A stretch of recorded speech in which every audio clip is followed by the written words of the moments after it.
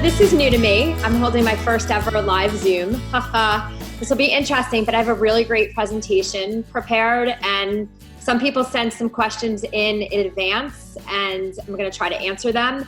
But before I do that, I'm actually going to walk you through like a semi-formal trends presentation based on color, because for those of you who don't know me, I'm going to share my screen in a second.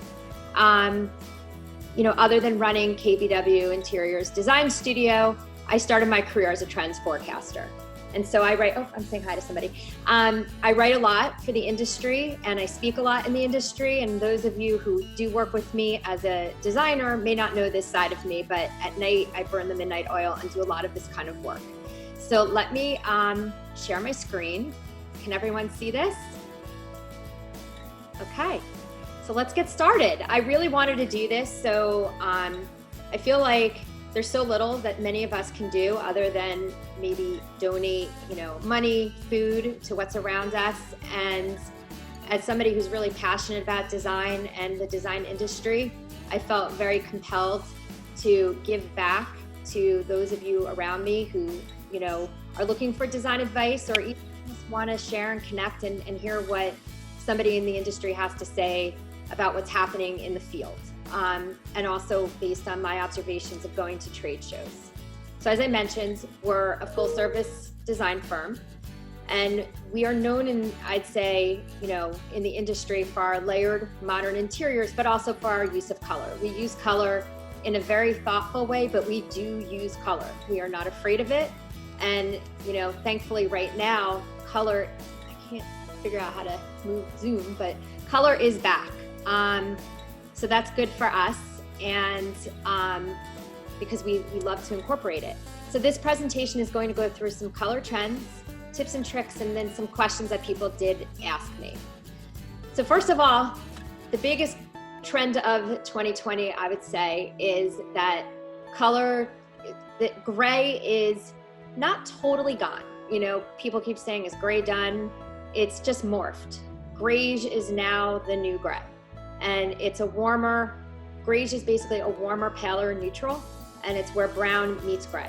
So some of our favorites that are pretty tried and true that we've used a lot in our work and that are also being used heavily in the design industry right now are Sherwin-Williams Mindful Gray, Agreeable Gray, Benjamin Moore Classic Gray, Revere Pewter, which has been around for a long time. It has a little bit more of a green undertone, and Edgecombe Gray, which has a warmer undertone. So, all of these greiges pretty much are not as cool as when the gray that we were all thinking of was out there.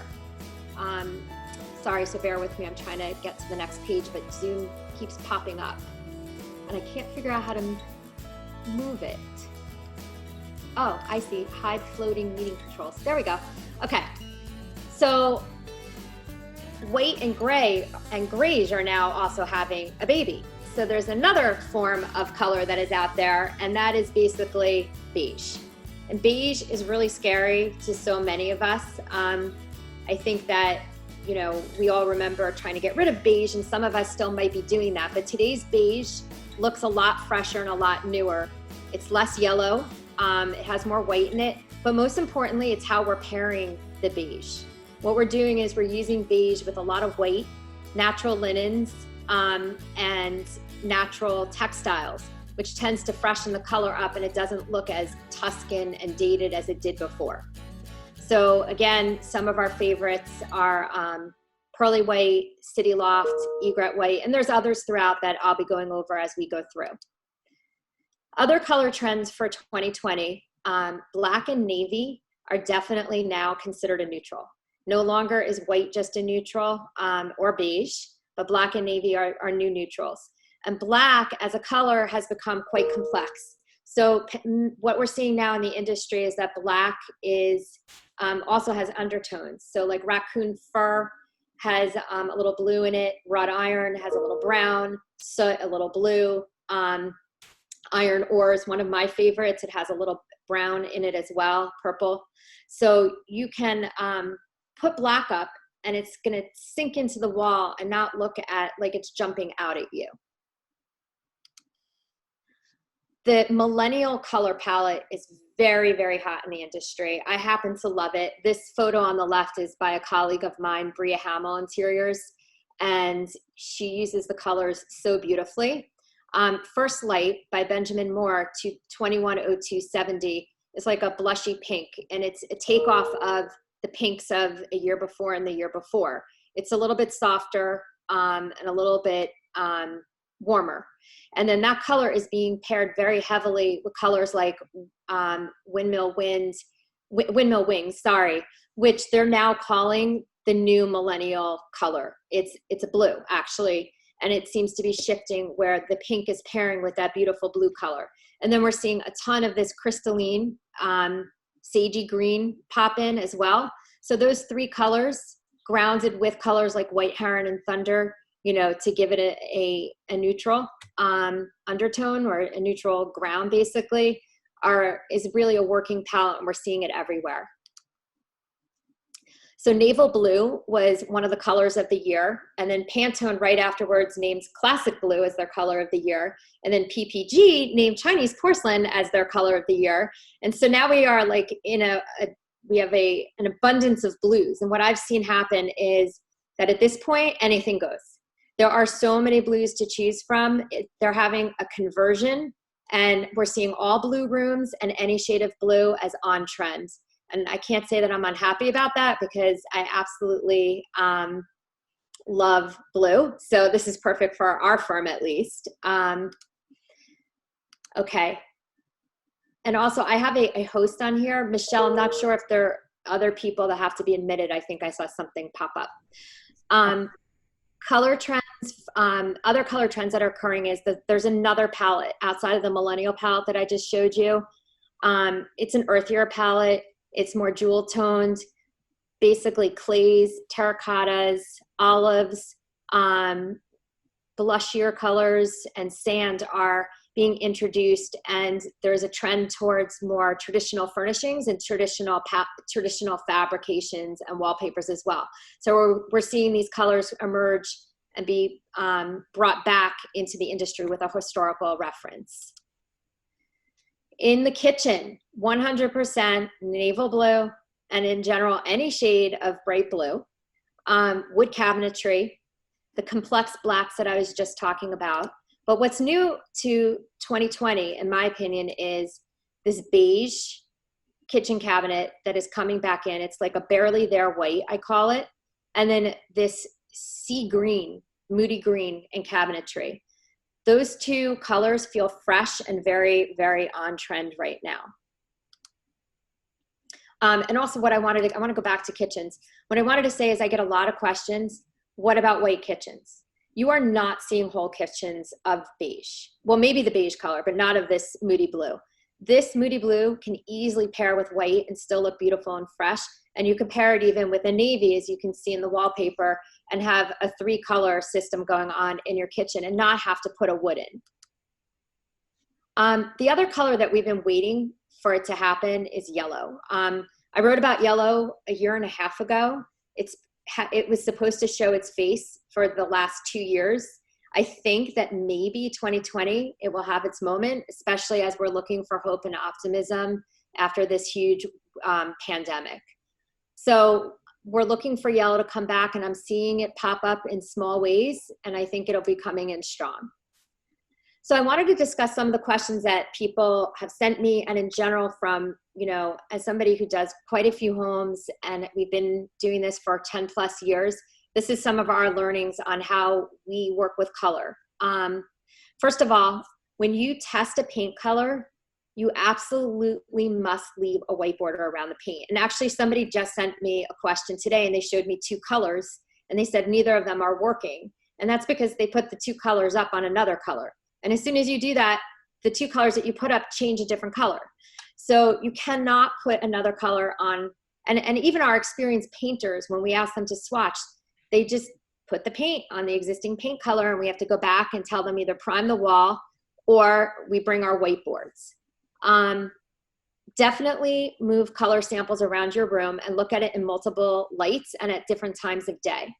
And, you know, there are whiteboards that you can either buy from the paint store. They're called Mighty boards, or there's a program, or there's an online website called Samplize, which is absolutely amazing. And they're peel and stick samples.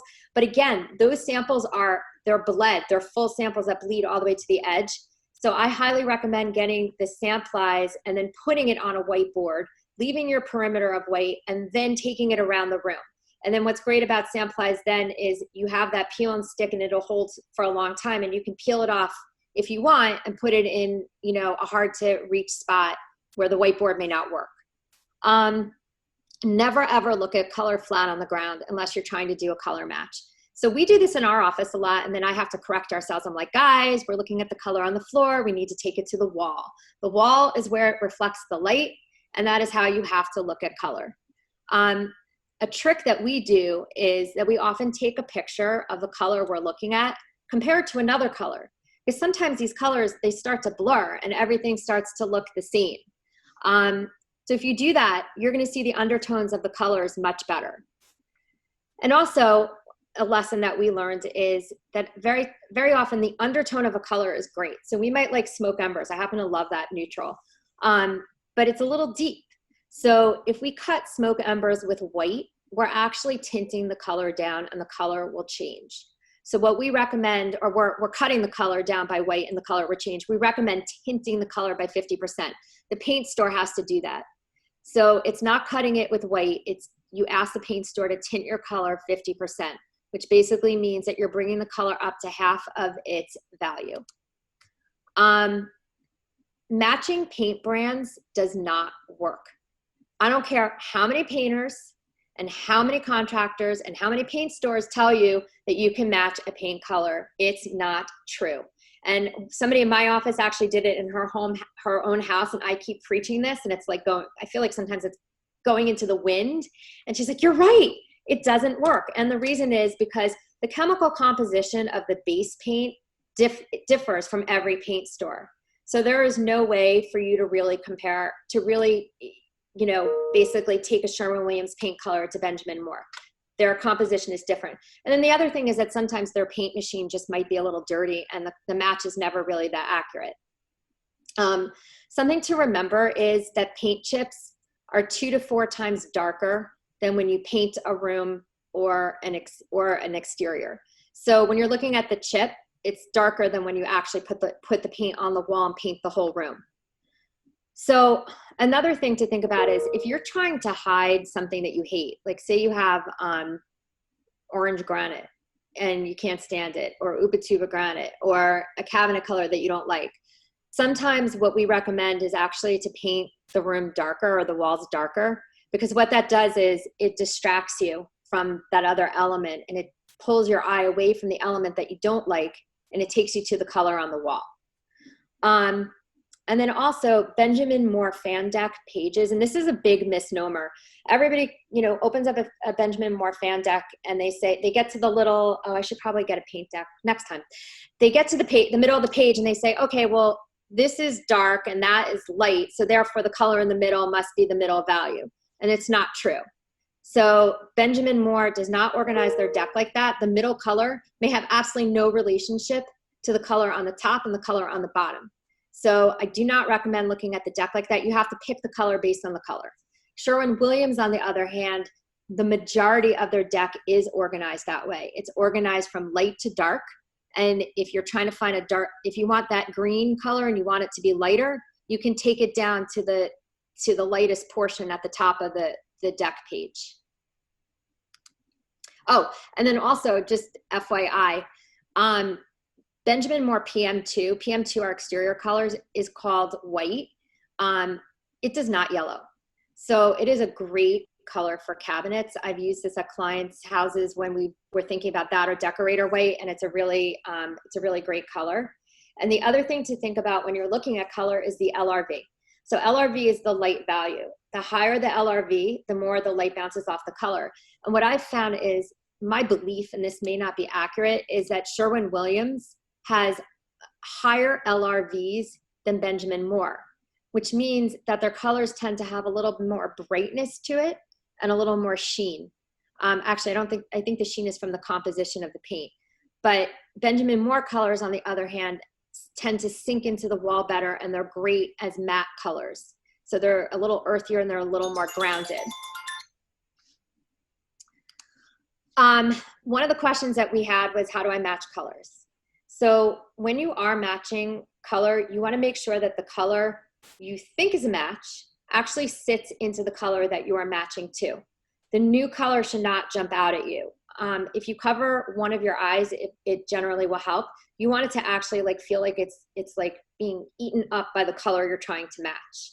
And that was new to me, actually. Like probably 7 or 8 years ago, I took a color seminar, and I learned that trick there. And then there's a new, it's not that new, but there's something called the Color Reader from Amazon that you can purchase, and it does help you match colors. Another question we often get is, what colors work best with red brick for the exterior? You see a lot of black with brick, and that's the obvious, I think, because it basically, red brick has so many different tones in it. It can flare pink, orange, cream, that it's a harder exterior to match paint color to. And that's also why we're seeing such a trend right now to white it out and like kind of creamy brick exteriors, especially with the black window trend. But if you are working with red brick and you don't want to change it, and you have parts of your house that need another color like siding, then I recommend creams, greiges, or blacks like gray mist or Rockport gray. Those are great colors to pair with. Hang on a second, sorry. So somebody asked me, and she sent me her picture in advance, what clean beige can I repaint my foyer? And so it's interesting that, yes, my clients and colleagues are starting to recognize that beige is back, and I think we are willing to accept it.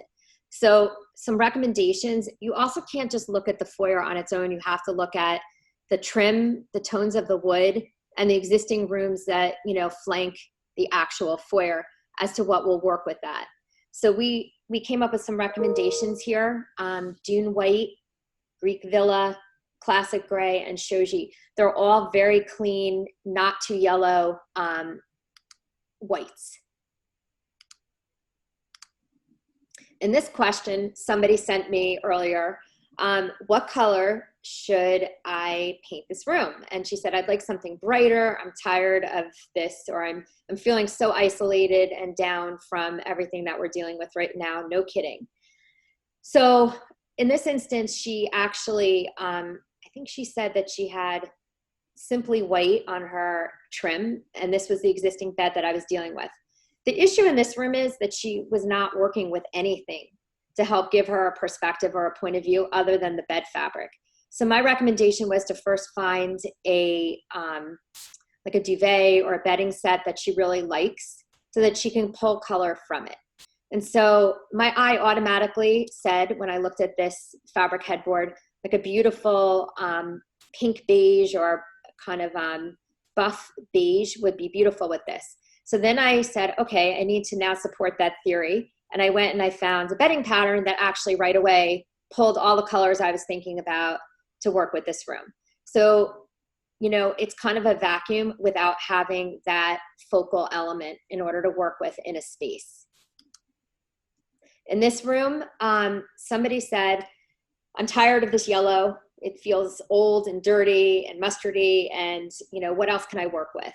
I want a brighter, lighter beige. Again, similar question. The difference is that there's a lot of furniture in here with different undertones. If you look, you can see that this sofa has a greener brown, this sofa has a warmer brown, this sofa has a redder, or this ottoman has a redder brown. So we are dealing with 3 different browns and then a yellow rug.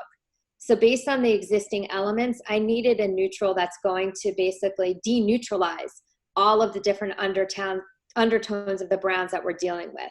So I'm recommending going a little lighter, but working with the yellow as my base in the color whites and creams that I'm recommending. And again, any of the colors that I am suggesting today, I do recommend that you, especially because we can't buy paint cans right now, go on Samplies, order your samples for $5, and then see if they work. In this room, somebody asked, I'm looking for a color for my living room. And I think her existing color is think she said it was Stonington Gray. Hold on a second. I'm actually going to pull that one up. But basically, the room that she's going into has a blue or gray to it, and a more purple gray, I should say. Sorry. She said that the adjoining room is Valley Forge tan. That's what it is. Sorry. And that she's looking for a tan color. So I would definitely bring the value down from what she's working with. And Edgecomb Gray, she put on the bottom. And you can see that against orange, it turned blue. Edgecomb Gray is actually a warm gray. It should not have turned blue, but it turned blue because of the orange color. So once she re-swatches that color, it actually might look really nice with Valley Forge tan. It just doesn't work against what it is paired on. And then she can also try Shoji and Classic Gray. So that's basically the idea, or my color observations. I'd love to know if anyone else, if you want to post in chat, and I think I can go back to I can go off of my screen and go back into chat. So hang on a second and see if anybody else has any questions.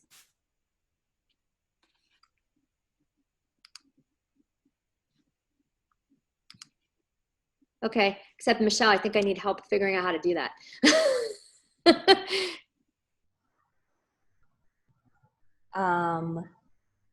Okay, I'm stopping the share. I'm back. Hi, everyone. Sorry about that. Okay. So does anyone have any questions for me? You can post it in the chat, like write it down. And then we also have a list of recommended colors that we've created that you can take away with you. It's a download in the chat. So if you want to click on it, those are like our go-to colors. I also put together the colors of the year from every brand that I could think of. It contains all the various different navies that are so hot right now. The Millennial palette, our go-to whites, our go-to greiges, spa colors, and then in addition to that, just some of our favorite colors that we use quite a bit in our projects. So we have two questions. Sure. We posted the PDF of the colors, the recommended colors. And then another question from Sue is, what ceiling colors do you like with blues?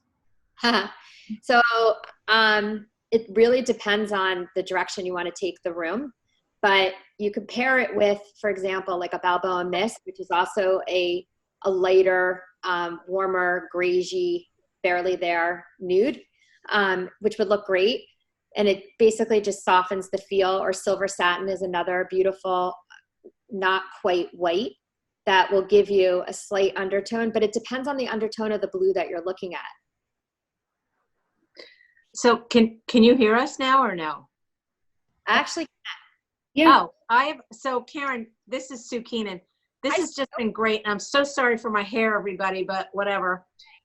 I hate the color of my hall behind us. As you can see, it's this mustard, yuck. Everybody's sending me the color today. Isn't this funny? Yeah, I hate it. And I have this color in my living room. It's palladium blue. Hey. So I've been told I should just cut the palladium blue in half, but now I like your idea of you have them tint the palladium blue 50%. But do you want a monochromatic home? And what is in the room that? That's just the hallway that goes all the way up to my third floor. We live in a brownstone. I hate it. It's been up for way too long. I hate it. But it's a big deal. What's in this room? Like, I can only see you. So. Oh. Well, I'll send you other pictures, and because I would really love I don't want to bore everybody to tears with my living room, but this has been really helpful. I'm really excited for you. This is a great forum.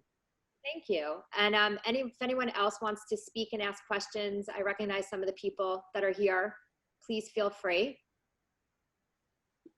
I think I can hear everyone now. Can I? No, because some people looks like they're still muted.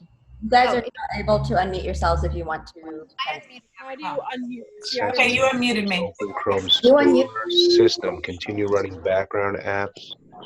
Arbitrary acceleration. It's better if everybody stays muted until they talk. Okay. All right, if you guys can raise your hands, then we can start picking people off and I'll unmute you. That was a lot. I have a few chat questions we can ask.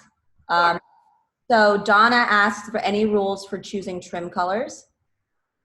So one consideration for trim color that a lot of people ask is, what about like my interior windows if they're not a real white, or if they're off white, does that affect my trim color?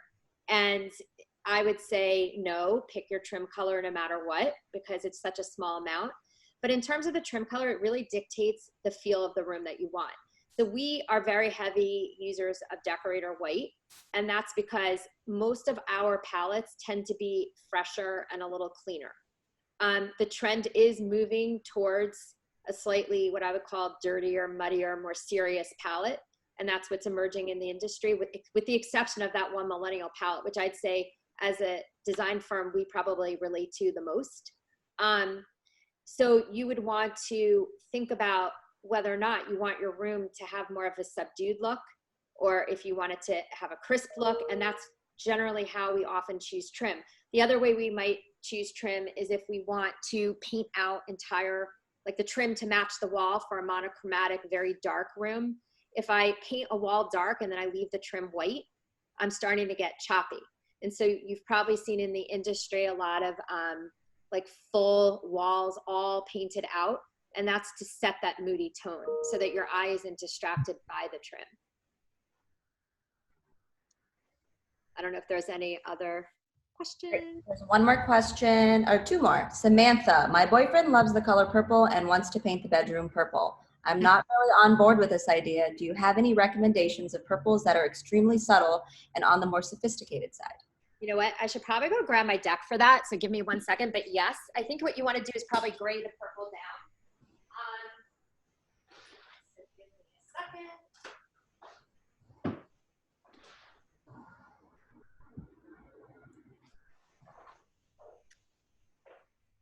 I have all my decks.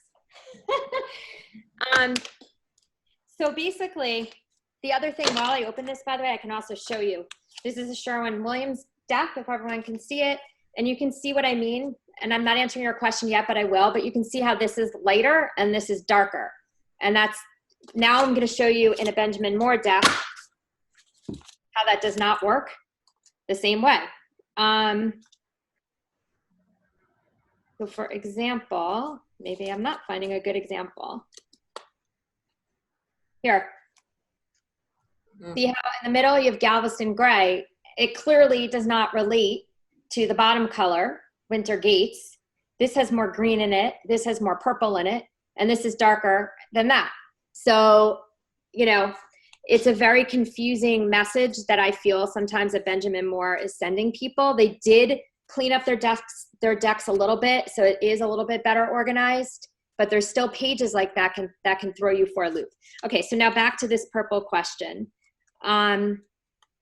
Oh, and somebody sent me a question earlier while I'm looking for this purple, and I didn't post it because I didn't have a picture, but they asked if they have a pink upholstered sofa, I believe, should they reupholster it? And I couldn't really answer it because I didn't have the photo, but they were asking about Krypton sofas and does white Krypton really not get dirty? So Krypton is basically a life-proof, family-friendly fabric that you can wash. You can't bleach it, but you can wash it and stains repel off of it. It is pet-friendly and it is amazing. It can pill. I actually have a client that had a pilling issue with a Krypton, actually with a Sunbrella, but it's probably worth it in my mind because of all the other benefits, and you can use a pill shaver. What I will say though is that the white can get dirty. I actually have 2 white sofas in my own personal house, and we do have to wash it and take care of it, but the white does lift, and it stays pretty clean overall. So Piano Concerto 1445 is kind of like a gray purple, which would be a really pretty way to go. I used to use a color called Elephant. I'm trying to find it. Elephant Gray, which I'm not finding in the deck, but I remember using that before when I've had this question, which is also beautiful. And we recently did a lot of purples in a client's house. I don't know if Amanda's on this call. She's in my office. If she remembers the purples we used in that client's master bedroom.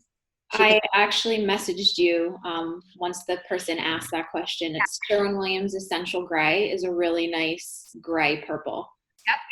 It's a beautiful purple. We just put it up. It's exquisite. Mm-hmm. Okay. So I was going to try to do this once a week to keep people kind of entertained and knowledgeable, and give everybody who loves design a chance to partake in calls like this. And next week we were going to focus on offices and your home office space, because I think some of us are working, even those who aren't working just need a place to escape to, do their bills, and maybe write in a journal and get away from it all. So that's next week's topic. And please feel free to send this out to people, let them know, what we're doing, and that I am available. And so is my team. We are still all remotely working, and we're trying to hang in there like everybody else. We're available to help you with your questions right now. So I just wanted to say thank you, and I hope you download the Design Pop. Thanks, Karen. Thank you. That was wonderful. Thanks, But it's, Karen. Thank you. Fantastic. but it's hard. Thanks, Karen. Karen, that was great. I'm so excited. Bye, Renee.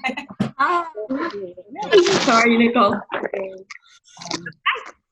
Yeah, there was some news. Bye. Tell me about Bye. this. Bye.